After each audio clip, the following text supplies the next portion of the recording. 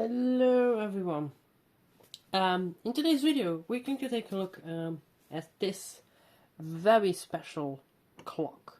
This is a digital flip clock, like the other one I did a while ago, but this one is mechanical, and from the looks of it, it is very old.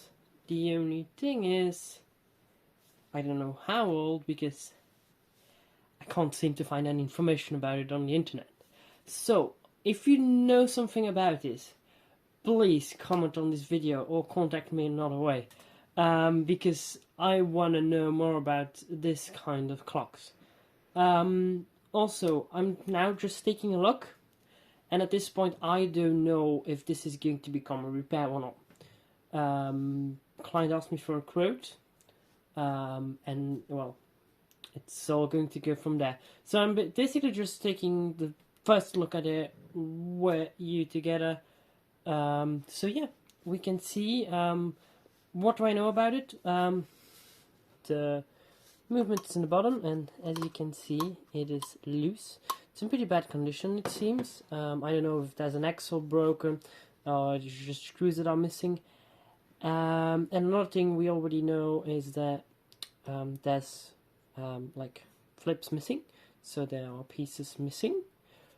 Not a big deal. We could have them remade. And another thing is that the flap that holds them in place until, well, they need to flip is also missing. So that's another thing. So yeah, that's what we know.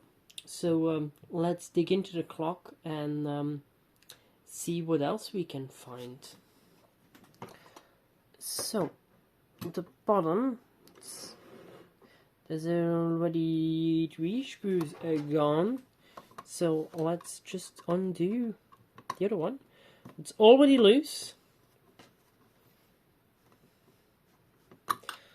So there's dates on there too on the cover, and one of them says 20i70, so maybe it was serviced in the 70s. I have no idea. It's a bit of an odd coat. There's other coats on there, so this might reveal more.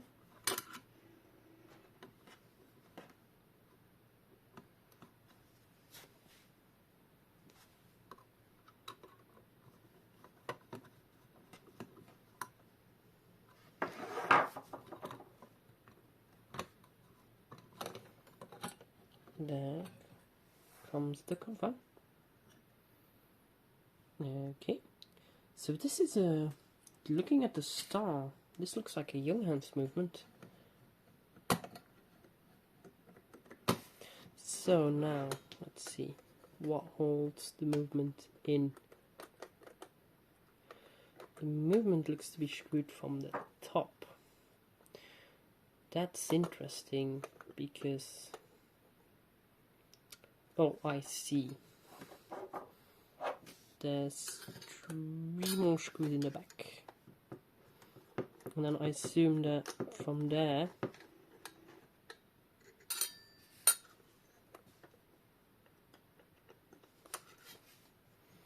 the problem is I unscrewed this screw, but it unscrewed from here. So I assume that if I do the rest of it, I should be able to take the rest of it apart.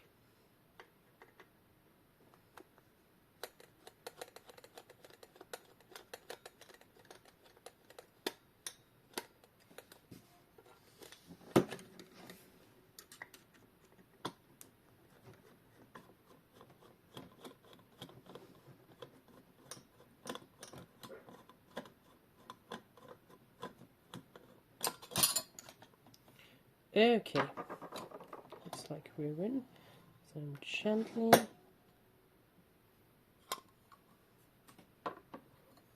As you can see, that was the one pillar, and now we get to see. I need to remove the glass real careful, because that's a rare piece of glass. And here we have the dots in all of his glory. You can see.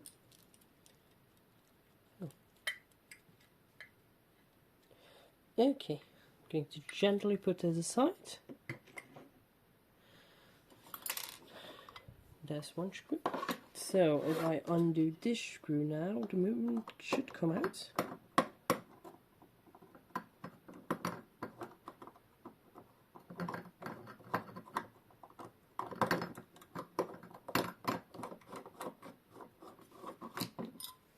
And there it is. This is really interesting. This is a pretty standard movement, although as you can see there's type kind of like a ratchet mechanism on there, so it can only go one way, which is interesting. Wonder why they would need that. As for the movement, it is in pretty good condition, it seems. Also here you can see that those vegetables, they don't really have the classic ratchet shape on them.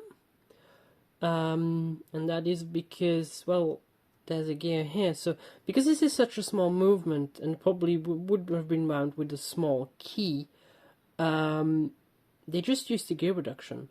Because you can see you go from this gear to there.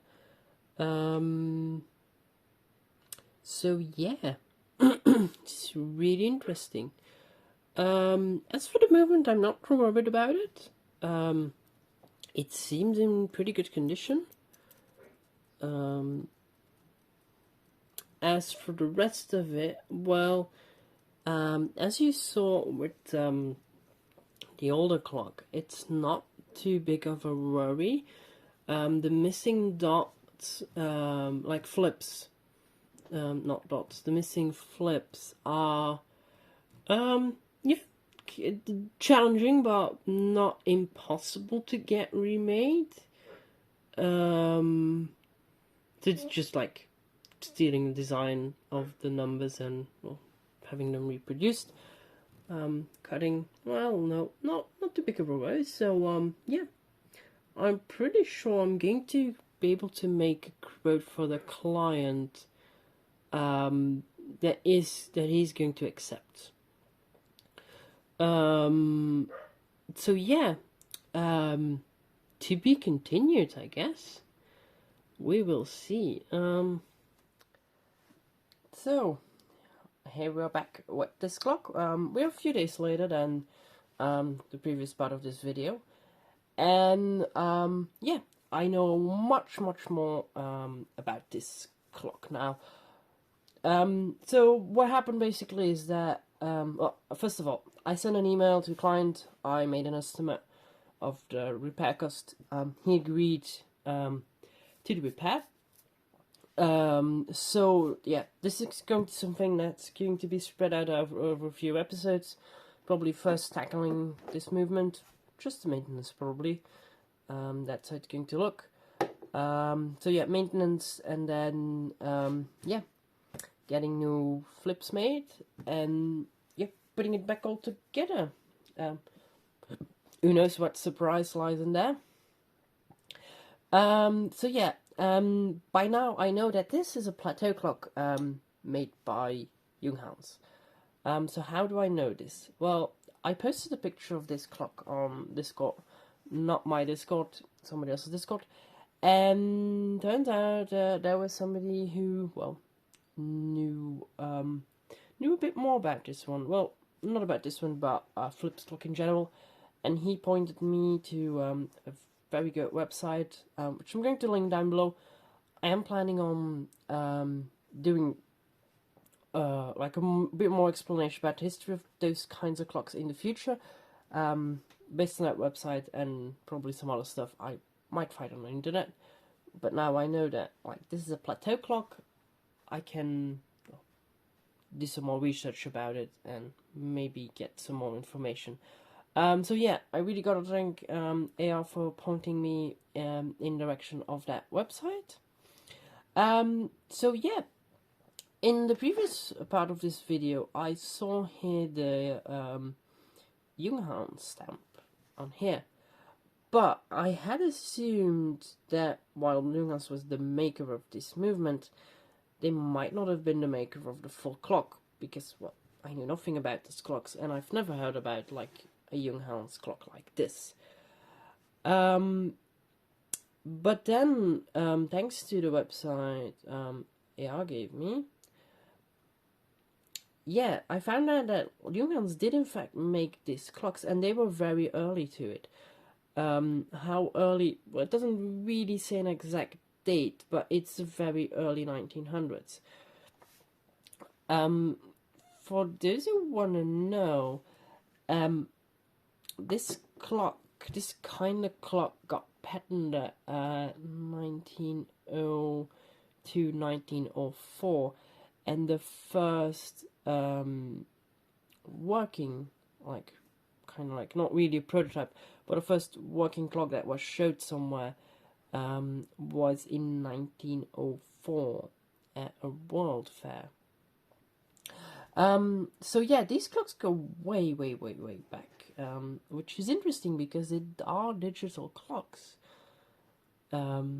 Digital clocks driven in an analog way. But yeah, they are very cool, and I'm really looking forward to the restoration of this. I was really glad the client agreed to my price estimate. So yeah, as for the continuation of this series, I'm going to first attack the, this movement here. That's going to be one video on its own. And then probably, like, getting the flips made is going to be multi-part. Because I first need to make a design, then have them made. Interesting thing is, I assumed that those flips were like some kind of laminated paper, but it turns out they're actually more of like a early version of plastic. But I still think like that paper ones might work. I was planning on getting them printed on like the laminated paper. Which is like a process that, like, you have a printer that prints and then laminates it. So for the longevity of that, I know laminated paper is like, yeah, kind of strong.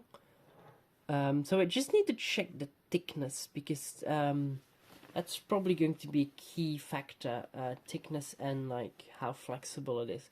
Because remember, it's a flip clock; it's gotta pass a certain point before it flips over.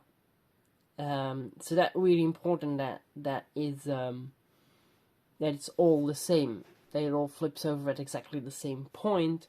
So there might be some experimentation going. But yeah, that's going to be for next videos. The thing is, normally I do like a part 1 or part 2 like right behind each other. That might not work with this kind of restoration, so it's probably going to be like, there's going to be like other videos in between of different stuff.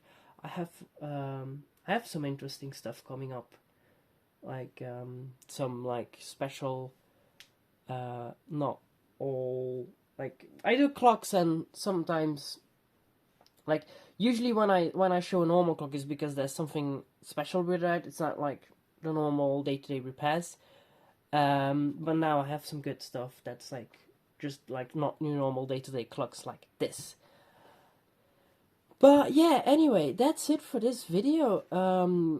Yeah, I just wanted to get this video up so people knew what was going on, and then just look out for the next parts of this series in the future.